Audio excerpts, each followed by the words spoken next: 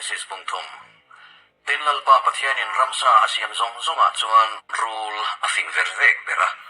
ti chuan ani chuan mi chenena chuan pathianin khuana thingra reng hi in ei turani lo ati elo mo atia tin mi che chuan rule nena chuan tilave khuana thingra te hi kan ei thei sin huan lai taka thing omra ero chu pathianin in ei turani lo to po in tok turani lo chutilo chuan in thiang ati ani atia tin rule chuan mi chenena chuan thite suwe in ei ni pang chuan in mi dalo waranga achiale tha hria in pathian ang in lo ni tom ti pathianin a hrengreng ani chu atia ti chuan mi che chuan thingra chu thei mi ani ti le mitla tak ani ti le mi ti fing turin thingra in om tak ani ti a hriat chuan a ra then khat chu alova a eita tena pasal la beve a ani po in a ei ve ta ti chuan an pani chuan an mi talo vara saruak anni an lo in thleta ti chuan thei pui na an thui khoma pon fen anin siam chopa tin lalpa pathian chu huana tlai ni nema a leng thom chu an lo hria ti chuan adama le an pui chuan huana thingzi nga chuan lalpa pathian chu an lo be ruk san ta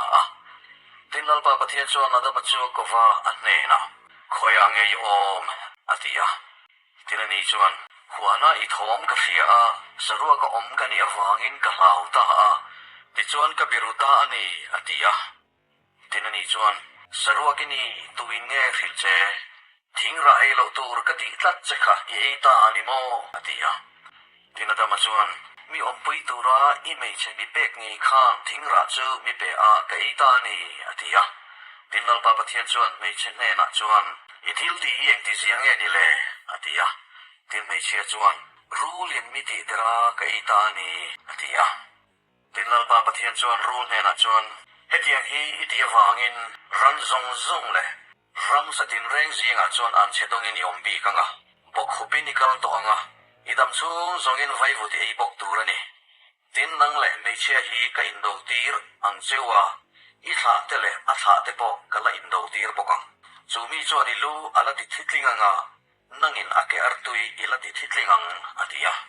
mei chen he na chuan I hriom na le inau bai na chu na sa takin katipung anga hriom takin fai fing thina nga